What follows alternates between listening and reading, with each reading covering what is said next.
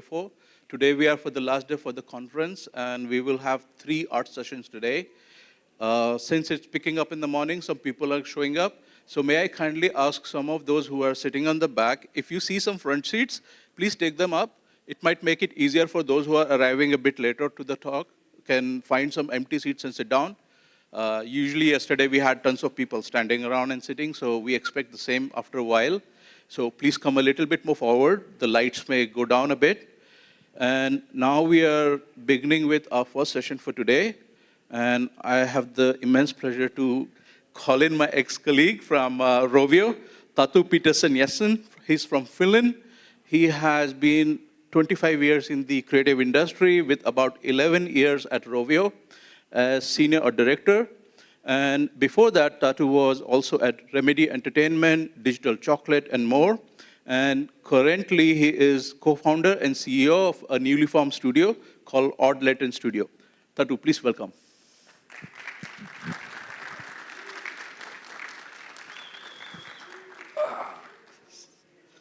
Thank you. Thank you.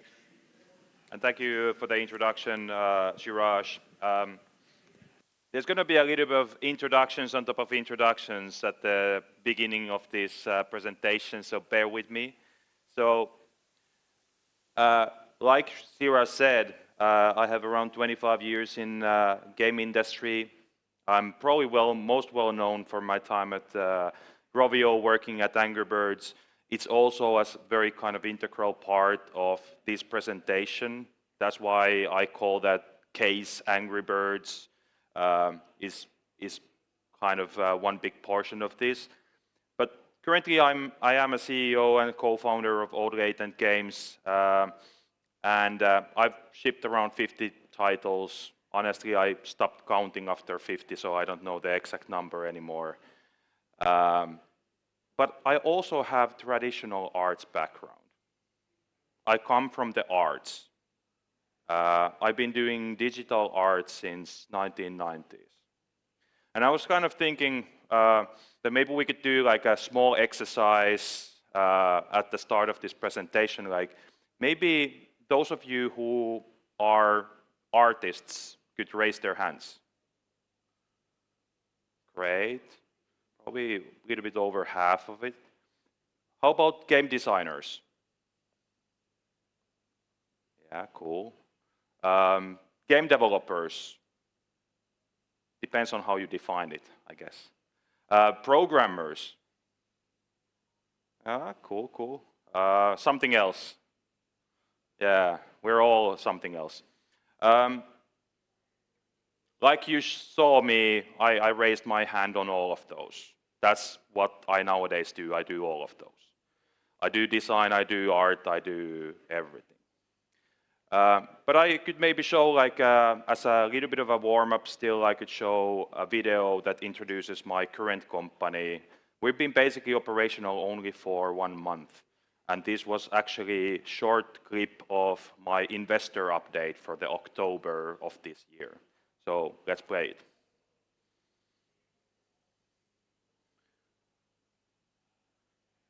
Maybe the sound. Hi, I'm Tatu. I'm the CEO of Latent Games, the fully AI native game studio.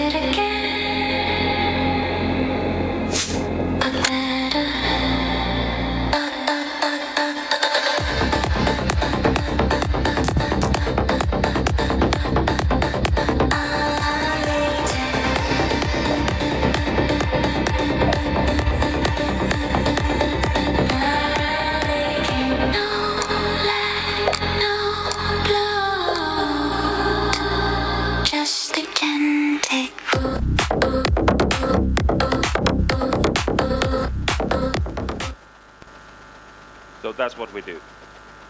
But back to the talk.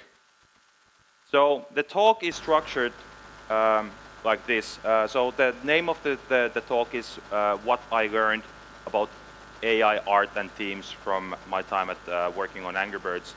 And the talk is structured in a way that I want to first explain a little bit about my personal journey to this date. Then we talk a little bit about this big iceberg metaphor for AI. And then we look a little bit more into the specifics of the case Angry Birds before we go into very, very specific learnings, some technical details of some of the workflows we developed, and some of the kind of aha moments we had when we were working on AI at Rovio, and all the learnings that I take then with me to my new adventures at Latent. But let's start with my journey, and maybe even more of my journey as an artist. For that story, we have to go back to the Dark Ages, like literally Dark Ages, not the Middle Ages, the Dark Ages, when art looked like this. This is where I started my career on the digital art. This is how it looked like back in the days. I still do some of this to date.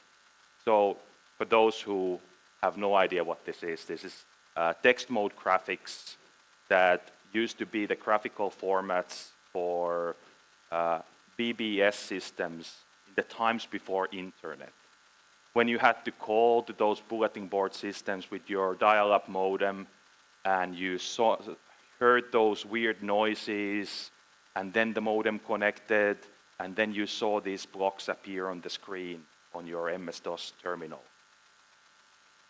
And all these graphics were made by placing one block at a time, and you had 16 front colors and 8 front colors, 16 background colors, and these raster blocks. That was where I started from. Those skills that I learned by doing that, funnily enough, they translated really well to pixel art, which landed my first jobs in the gaming industry. In the early 2000s, these are the kind of games that I was making. Still really proud of some of them, especially Brick Breaker Revolution. It was a really, really great game. Then I transitioned more to the 3D. This is something that I was working on in 2022. I tried to do one of these illustrations every day, just kind of challenge myself to find new ways of being expressive as an artist. Really, really interesting, but very, very different from the pixel art. Then from 2022 onwards, kind of visual generative AI started appearing. And if you look at some of this stuff, like it's not nearly as cool and creative as the previous slide, 3D, beautiful stuff. But this has started to be more and more of the kind of things that I was working on, the things that I was doing. I did a lot of t-shirt designs with generative AI in 2022. I did book illustrations. And one thing where I found it a lot of success with was illustrating visual ideas for artists. So, for example, these two images right here about the same path through the forest was made to illustrate the shape language and the impact of shape language to the mood of the image. Those experimentations then led to me using those skills at Rovio and working on creating those workflows that we were using for production art for things like these. So season pass illustration backgrounds and stuff like that. It didn't take me too long then to move on from the visual stuff to also realize that, hey, if I can do visual images with generative AI, I can also use it to make tools for myself. So I made things like this to-do list that uses AI to prioritize tasks and write summaries of what I've done. I tried to tell it that thanking Chirage for the hospitality is a very, very important task. AI failed to prioritize it as a top priority, but kind of okay. And then you just wipe them off the screen to add them to the done list. Um, and then you can go to the done, and you can generate daily report and copy paste it to the Slack so that the producer knows what you have been doing today. Very handy tool. Took me 30 minutes to program that. Then I programmed things like the industry trend predictor that just goes through RSS feeds and creates predictions on the information available in the internet using LLMs as the logic engine. And also creates a PDF reports out of those predictions, different trends. And this was kind of, for me, one of the most kind of exciting moments when I realized that I can use vibe coding and generative AI to create VFX. So, like I said, I've been in a gaming industry for around 25 years, and I've been pleasure and I've been privileged to be working with some of the best technical artists in the field. And I've been all the time working as a sponge, getting the information and the lingo of like how to make VFX. And now I could make all those VFX with myself. And I could impact every single detail of the timings and how the UVs are rotated, how the procedural textures that are done are generated, or how the rockets are moving and how they have to sometimes just spin out of control to look more fun.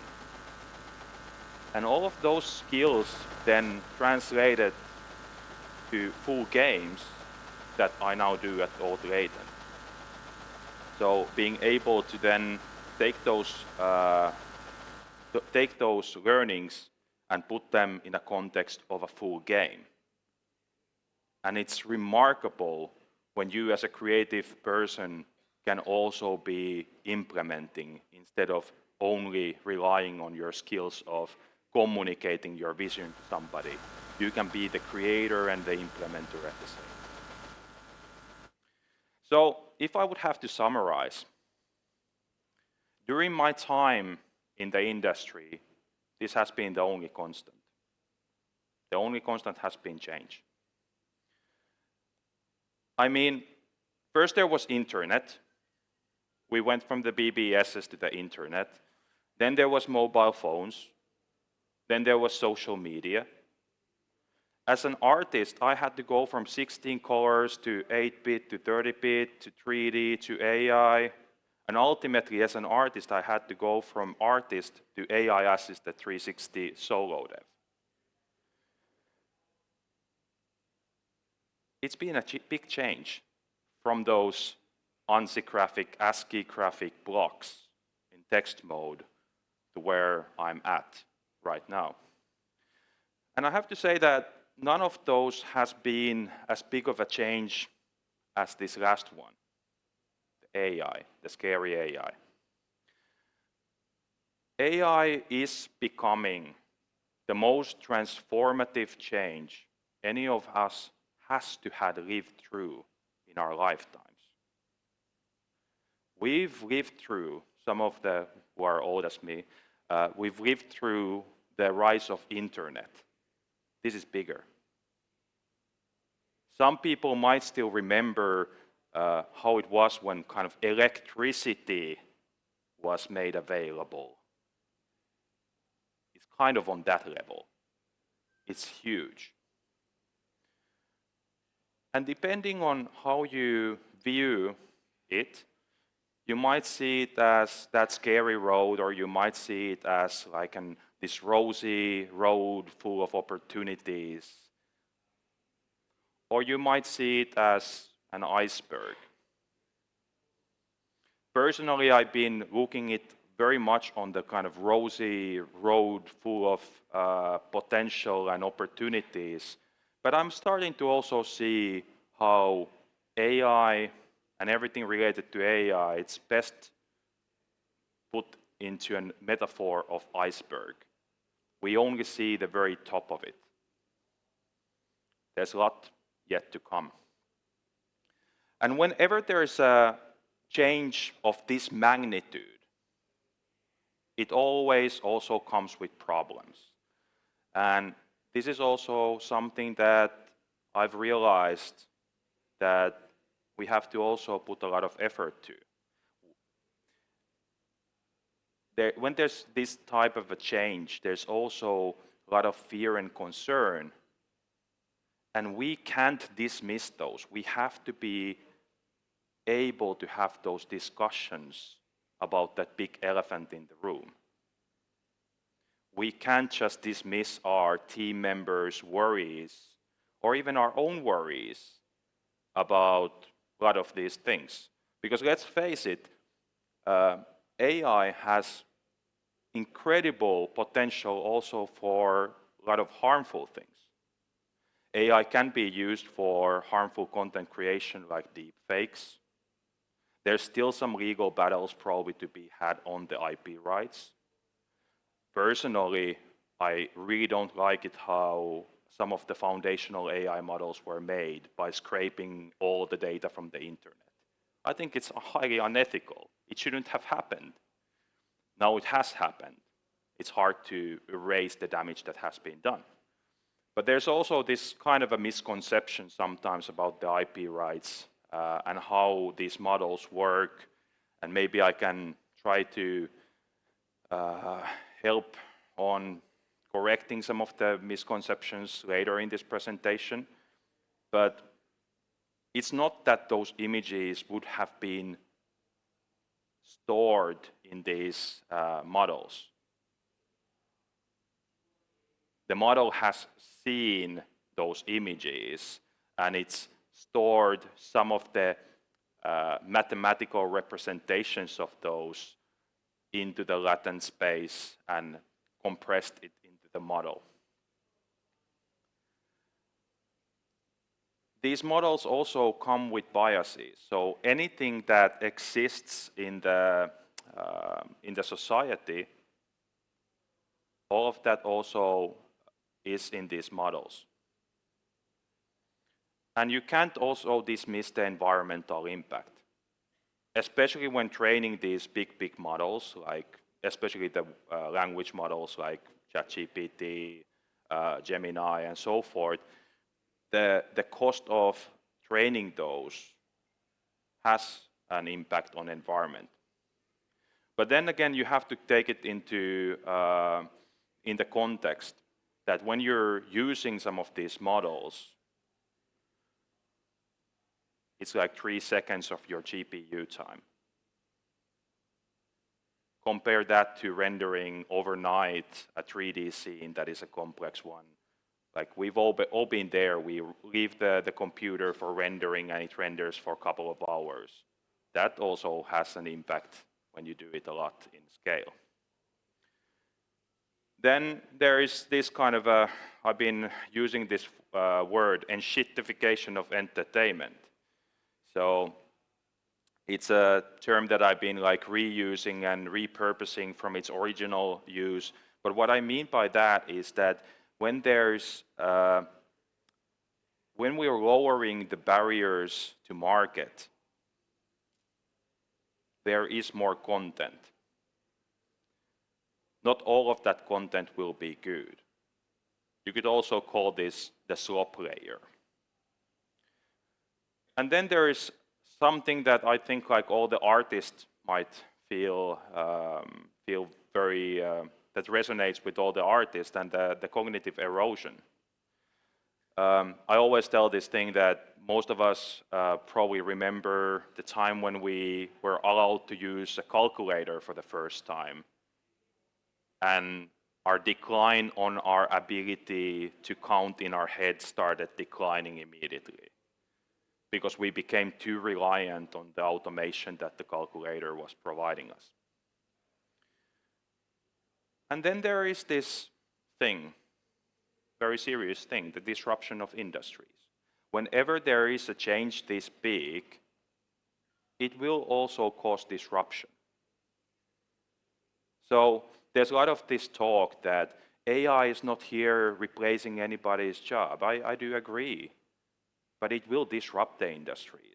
There might be times where we suddenly get so much efficiency gain that suddenly we're able to do a lot more in a shorter period of time, and it will take a lot of time for us to figure out where to use that extra time that we have now in our hands. And it can cause job loss. It can cause even some roles disappearing altogether. But I still remain very optimistic that as a society we'll find a solution to most of those challenges. I mean, we don't have any other alternatives. There is no going back. If you have these powerful tools that you can already run on your desktop, you don't have to even rely on the access to the cloud.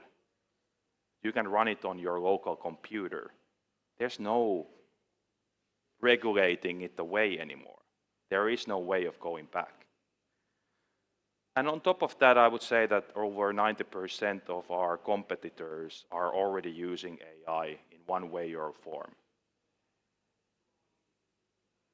This was what I was saying at the GDC at the earlier this year, and people were asking like, where did you get that number? And I was like, well, according to my data, it's actually 100, but I want to believe that there's some people still out there that are not using AI. But the kind of reality is that in most big companies, everybody is using AI. Either they're talking about it publicly or they're not. And even in some of those companies that are publicly saying that they're not using AI, some of their employees are using AI and not telling their bosses that they're using AI. We've all been there, especially the students know how tempting it is to use, for example, ChatGPT for school assignments. I've been doing that. Everybody knows that. Everybody does it. You just have to be smarter than the teachers when you do it. So the change is inevitable. And personally, I believe that we owe it to ourselves, our people, and our players to find a way and explore how to deal with this change. All of us have to find a way to deal with this change. And it's a change that is happening right now. It's not somewhere in the distant future. As an example, I like to use Photoshop. It's one of my favorite AI tools. Who uses Photoshop? I would say that probably if I would ask you to raise your hand like everybody raises your hand, you're using AI in one way or another. Photoshop is not great for generating images, but the generative field, for example, is just amazing for removing artifacts from an image or moving objects from a flattened out image to new layers. So AI is coming also to the tools that we're already using. And don't be fooled by the slop layer, the enshittification of entertainment. There's a lot of this kind of content out there, but it's coming from people typing prompts like, create an image of a man who has a great idea.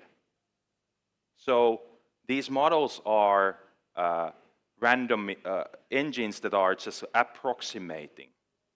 Now it's giving so much room for randomity. But this is the price we have to pay for democratization of these tools. How I've been talking about this is that I see that in future there's going to be huge saturation of markets because of AI. Most of that stuff will be garbage, not because of these tools, but because there's more and more people who are able to do the stuff that they never able to put in the presentable format before.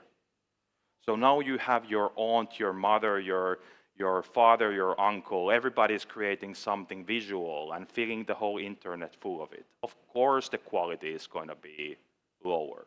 But at the same time, there's going to be people who know how to use it, how to verbalize their vision, and are going to be creating even better looking stuff than ever before. And we're still in the beginning. We're here really top of the iceberg. And we don't have even concepts. We don't have the words. We don't have the ways of explaining the stuff that is still under the surface. We're still talking about these language models, these image models. We're getting some success with video models.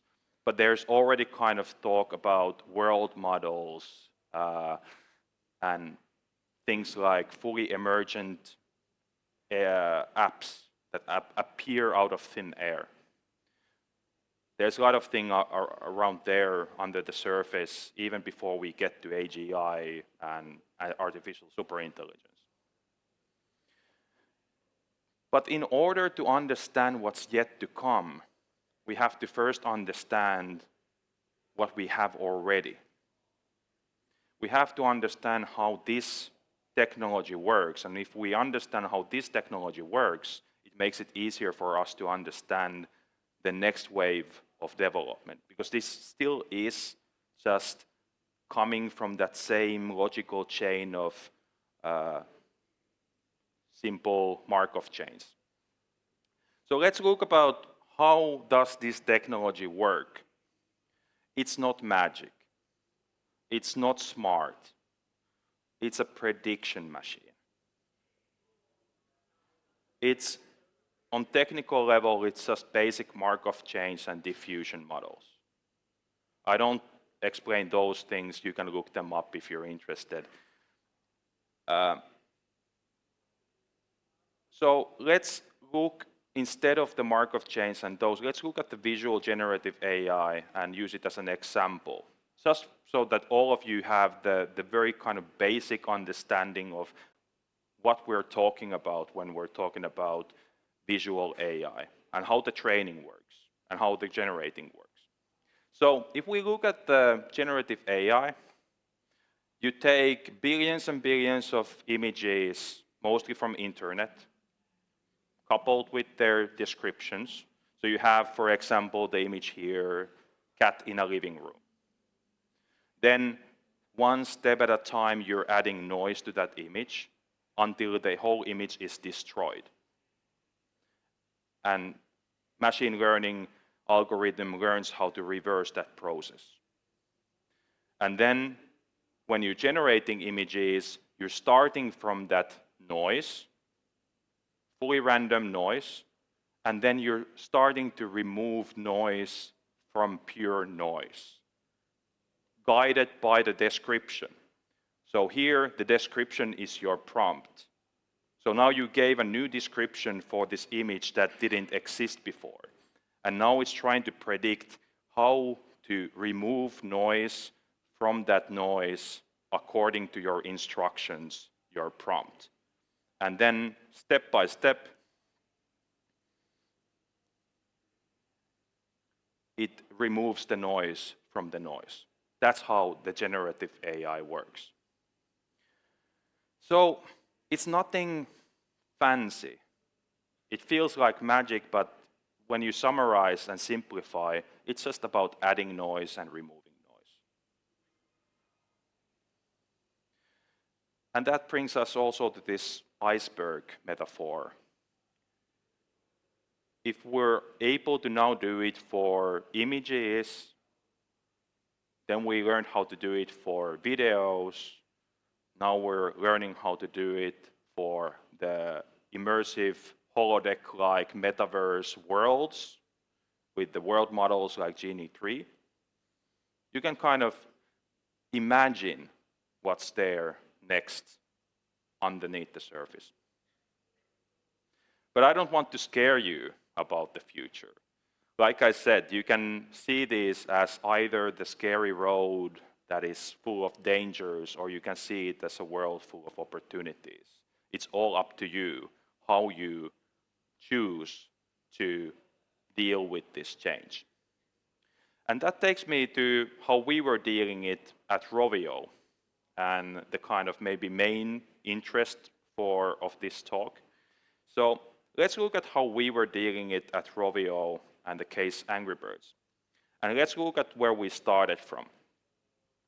So when we started, these were the ground rules that we set. We didn't want to use anybody else's property. We were very, very strict about this. Only use proprietary materials for the training. Only our own images. We wanted to keep our own data safe, do things locally, not in the cloud. Now I think there's probably a lot of secure cloud services as well, but we wanted to keep it in our own servers. And we wanted to respect everybody other's IPs, even avoiding them in the prompt level. So we banned prompts like, do it in the style of Pixar animation, do it in the style of the competitor game. We didn't want to do any of that. We could have done it, but it was unethical in our view, so we decided not to do it that way. And after that, we started from the obvious. We started from where everybody always starts. Can you guess it? No. We started from the absolute wrong place. Everybody who does any kind of work with AI always comes to this as their first thing, like, hey, let's do our main character with it. Because that's the first thing that comes to your mind. We did it, and this is how it looked like in 2022. We kind of got to the recognizable, but it was really, really awkward. This is not where I would recommend anybody to start from. So we got to something that was recognizable, but it's not enough to be recognizable, especially not when this is your brand recognition. So it's easy to be recognizable, because Angry Birds is recognizable even in the bootlegged forms and copycat forms. It's recognizable even in these bad generated forms. It's easy to be recognizable, but it's not enough to be recognizable. Because brand is a statement of quality. Treat your brands well. That's what we try to do as well. And on top of that, Angry Birds is a super complicated brand. This is Angry Birds. This is Angry Birds. This is Angry Birds. And the whole movie universe is Angry Birds. All of them are Angry Birds. So all of these are Angry Birds. And if you think about how I explained to you how the AI, generative AI works, you take image descriptions and images. But all of these are Angry Birds. And when you try to generate something with the prompt Angry Birds, you get all these averages of all of these, and they start merging into each other, and it's horrible. You don't want that to happen with your brand. All of those have to be uniquely recognizable and authentic. It's not enough that they're kind of recognizable, or half of it is this brand and this brand. They need to be uniquely recognizable and authentic. And we went to extreme lengths with our brands to make sure that they are exactly what they should be, and not just almost there. And we kind of, at some point with the AI, also get to pretty good. But even pretty good was not good enough. Because we wanted every single expression to be perfect and unique for each character in our brand. We wanted every expression and facial expression and emotion to be unique for that character. We don't want Chuck to have Red's facial expressions and Bomb to have Chuck's expression. They're unique characters. We want every single hand and wing to be perfect. Funnily enough, AI models also try to interpret the birds either to be birds when they should have wings, or people when they should have fingers. So some of these were really, really hard for AI to grasp.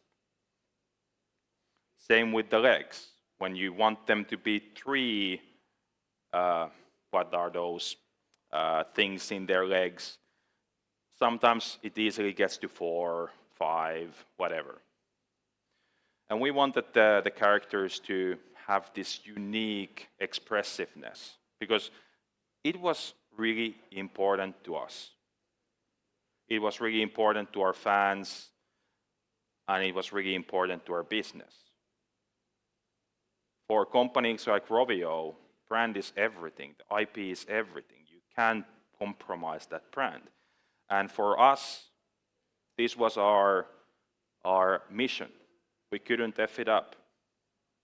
So whenever we're creating something for a brand like Angry Birds, we have to make sure that the characters and the story stay into the canon and stay in the model.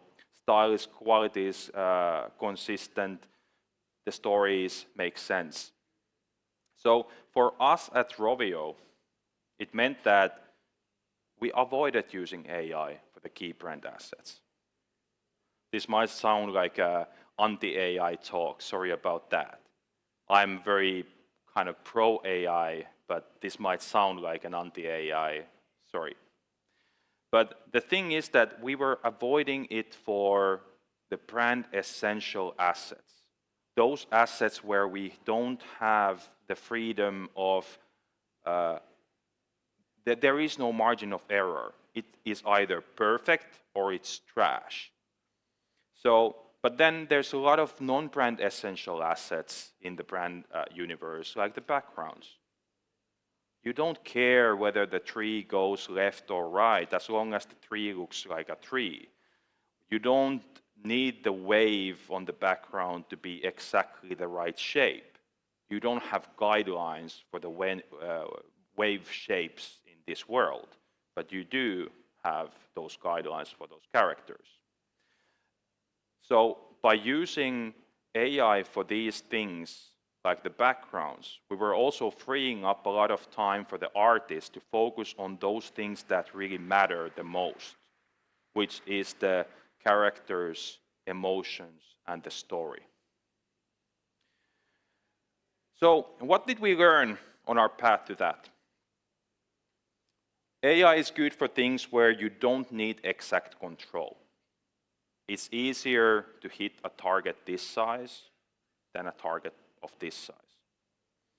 For us, we wanted to have the control over the main characters, but we could be more flexible with things such as new locations.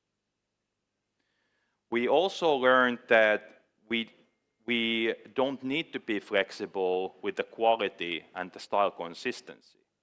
So here you see a data set of images for environmental fine-tuning model. And here you have images that are generated with using that model.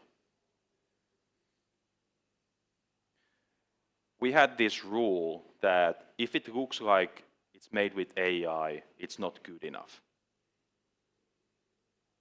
It's the same thing that if you've learned, like if you remember when 3D was coming up, and you had a lot of things that looked so truly just, you could tell from that you can see the polygon edges.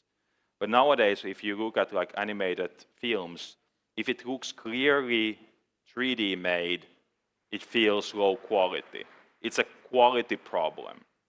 So you have to make all your images look so that the end user, the customer, doesn't realize what is the techniques used for making those. That's not something that the customer should be caring for. They should be caring about the story that you're trying to tell. We also learned that you shouldn't expect,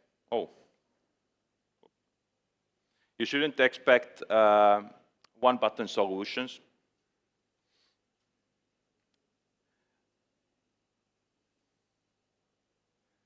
And we also learned how to lock seed and work iteratively with AI. And it actually took me a long time to realize that this was probably the most important and most interesting thing about my presentation from GDC. And we had been doing this for a long time, and I didn't realize that it was kind of a unique approach that we were taking. So that's why I want to also kind of dig a little bit deeper into this approach. So when you're generating images, you might easily dismiss an image like this. How I usually generate images with these tools is that I generate maybe 20, 40, 50 images until I find a layout that I like, where the big elements are on the right places. So I like how the tree is there and there's something in the background and there's open space right over there. But it has artifacts. It's clearly visible that it's made with AI. So instead of me going now to Photoshop and retouching those away, what I usually do is that I lock the seed and I identify the problems and I add things to my original prompt. So now I add there something that could be in place of those artifacts. So I added to the original prompt that in the left side of the lower part of the image, there's a big gray rock. And then I regenerate. Now I have a rock, and also the other thing from the up there just disappeared. And then I rinse and repeat. I might identify opportunities. So I look at the image and I'm like, yeah, it's kind of empty in the middle, like what could be there in the forest floor? And I think that, hey, the forest floor is covered with autumn leaves. I add it to my original prompt. And now it has those leaves on the ground.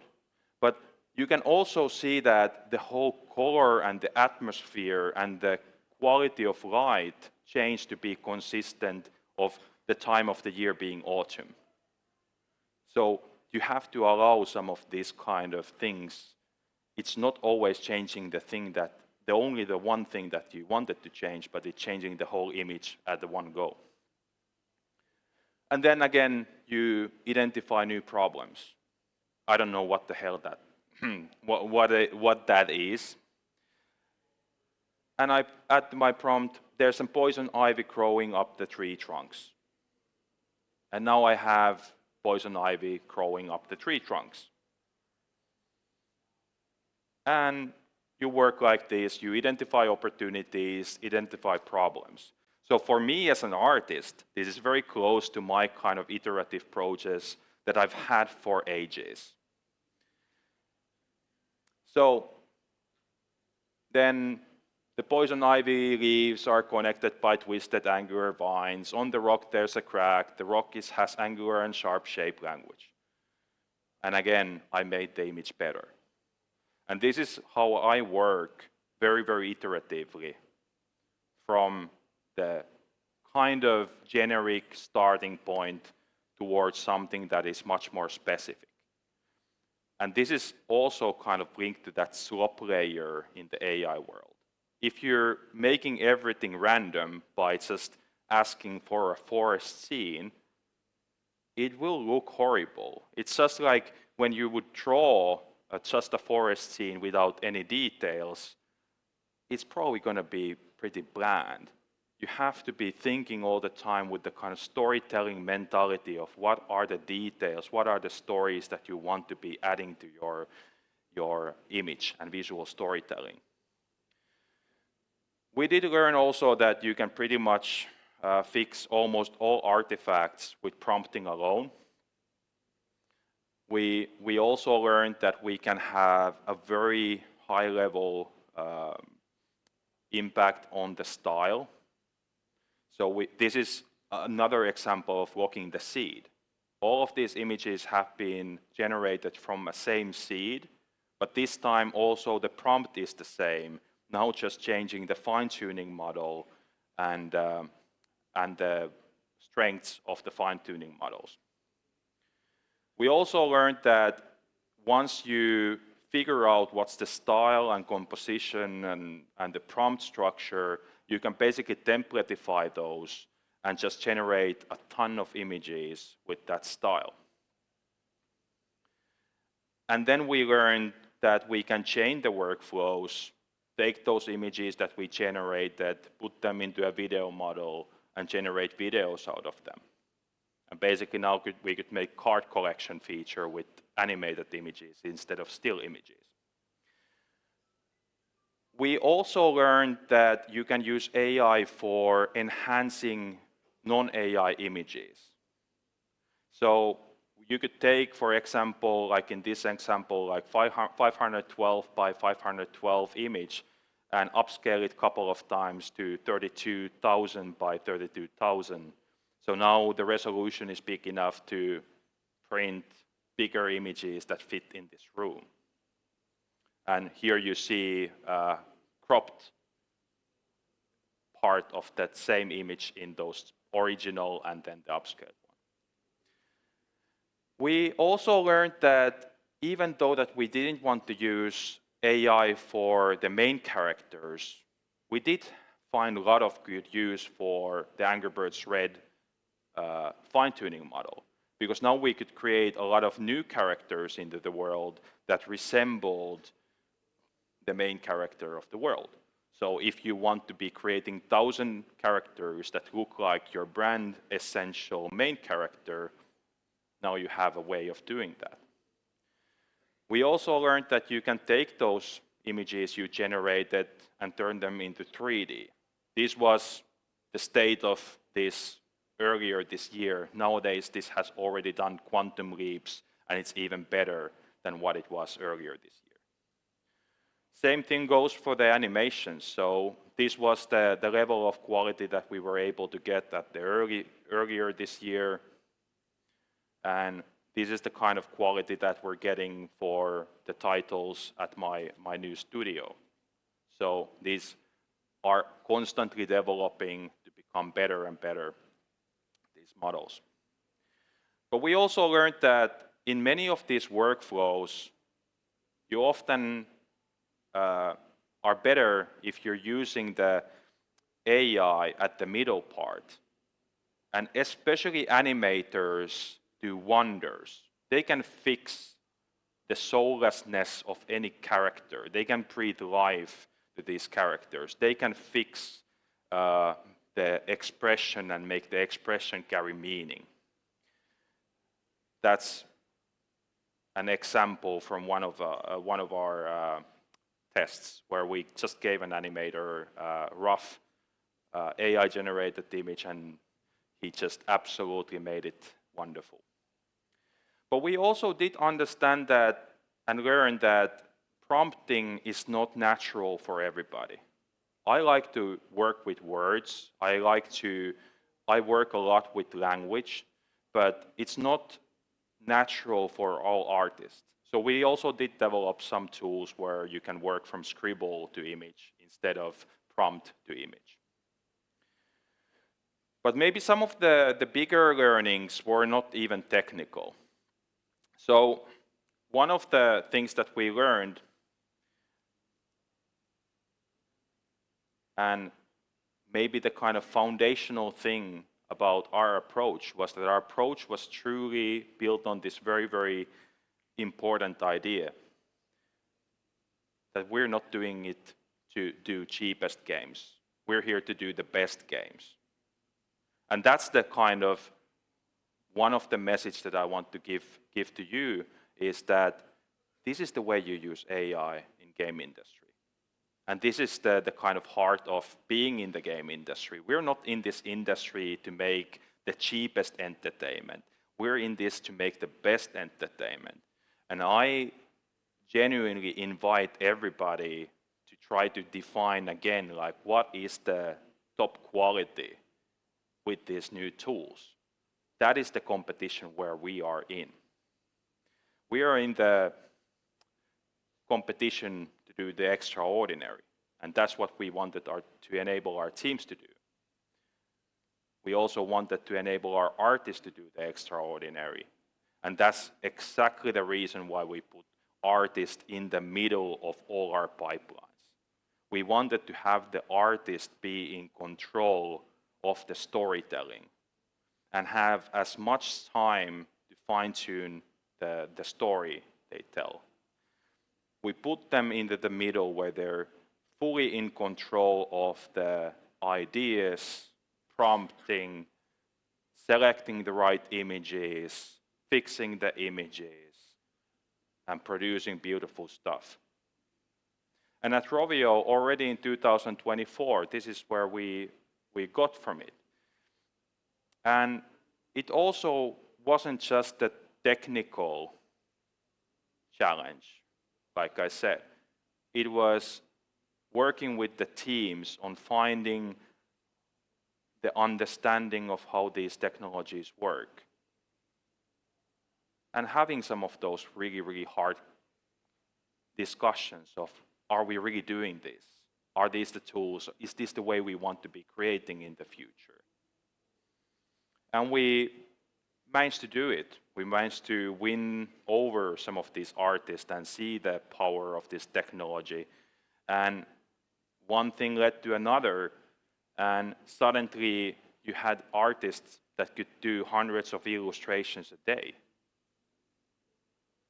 And it is really extraordinary. But we also learned that it really takes an artist to make most out of this technology. You need to have a really, really great eye.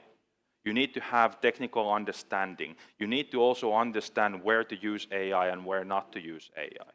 You need to have a very wide vocabulary of technical language that you can very accurately describe what your vision is. What is the story? What are the things that you want to do? And you need an artist to review the outputs very meticulously. And we also learned this very, very important thing, that technology changes faster than people do. This is not a technological problem in most companies. We're more in the business of changing how people think and operate. That's the way you're changing your organizations to adapt AI. Because no matter of tools and technologies, they don't matter if your people don't know how to use this technology. It doesn't matter if your people don't want to use this technology. And it doesn't matter if your people don't know what to use this technology for. So the biggest challenge with AI, from my perspective, is helping your teams understand how to go beyond what they're already doing. Not just do what they're currently doing, but faster, more efficiently. But really go beyond that, do it better, do things that they couldn't have imagined they could have done before without this technology. Do features where they're redefining what that feature should be, redefining what the quality for the end user is. You have to teach your teams to achieve something extraordinary. And that's what we also aim to do at my new company, Latent. That's maybe the biggest learning. Not to settle for the average, not to settle for mediocre, not to settle anything that looks like AI, but really trying to push the quality and the borders of what is the future of entertainment. Thank you.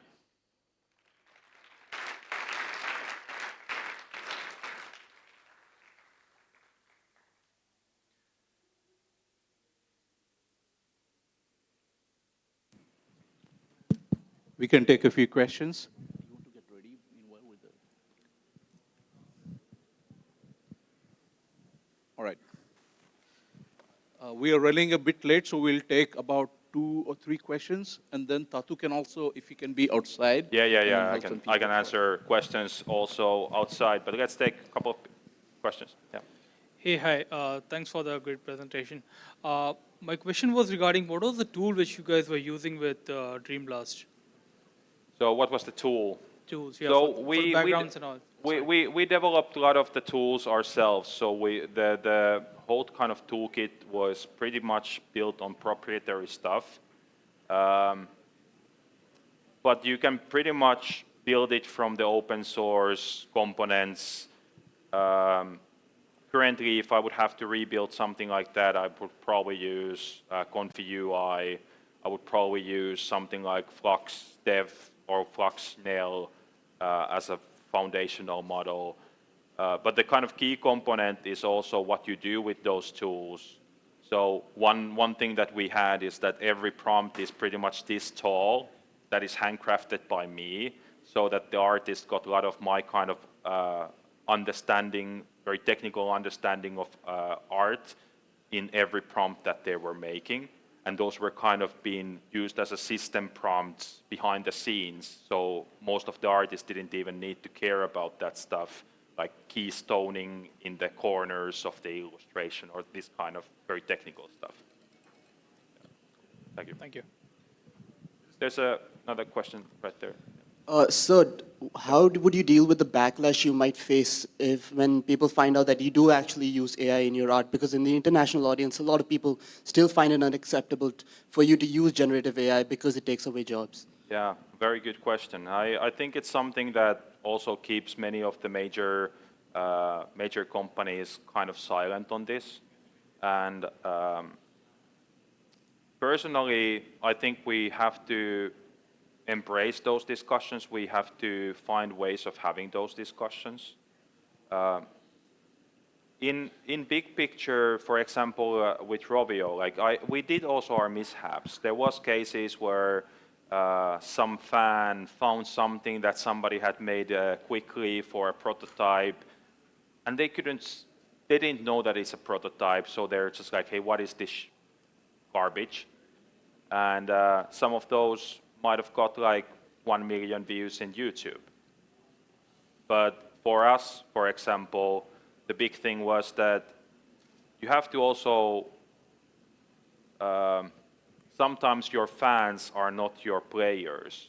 Your fans are maybe like fans of the brand, not fans of your games. So none of those had ever any kind of impact into the actual business. And I genuinely believe that it's almost like a storm that we just have to weather. It will calm down eventually. There will be always people who are very much against use of AI out of fear, out of other reasons, and it's okay. I think, Sir, isn't it very interesting that a lot of the controversies come from the front end side, like the artist side, but when it comes to the back end side, the coding side, people don't have a lot of complaints with using generative AI. Yeah, and like I said, if you do your work well and you have good quality content, that's what the customers actually care about. And if they can tell from your art that it was made with AI, you failed in your quality assurance. You failed in delivering the quality that your art should be. But there is also this kind of a really, really big challenge for all of us creatives is that you have to probably generate 1,000 images before you become good at detecting AI slop. It's, you have to create a lot of garbage. The same thing that when you were learning how to draw, your first 1,000 drawings are horrible. You have to learn this again with these tools because they can be wrong in so many new ways. They might look superficially great, but then they might have like a wrong number of legs, wrong number of fingers. These kind of artifacts are becoming more and more, less and less frequent as the models become better and the tools become better, but you still have to do your job well and assure the quality is there. Okay, we'll take up one last question. I wanted to ask that when you started implementing AI into your art, did you face any issues with any of your traditional artists who would rather just make art on their own? And if so, would you say they were as efficient as the ones who were creating art by using the AI elements that you just said? We were approaching it in a way that, like, I've been doing for the past 3 years. Most of my time has gone into the change management relating to helping my art teams at Rovio to deal with this change. So I do think that we kind of managed to win that battle, but we also realized that we don't want to force anybody to use AI. But we also sadly realized that we don't have to. Not everybody needs to upskill themselves, but how we were approaching it, that we wanted to create an environment where we're giving our team members the best tools in the industry and the best support in the industry to truly upskill themselves for the future needs. But we didn't want to push anybody over that. We wanted to kind of guide them, because in most of the teams, it was enough that we have 1 or 2 people who embrace it really well and become really, really good at it. And they could pretty much operate the biggest content pipelines in those games. Thank you. Okay, thanks, guys. If anybody else has any question to speak to Tatu, I'll request you to please catch him on the sides, because we need to really wind this up and start with the next one. Thank you so much, Tatu. Okay. Cool, man. Good luck. Thank you. Right, and now we are moving to a second talk.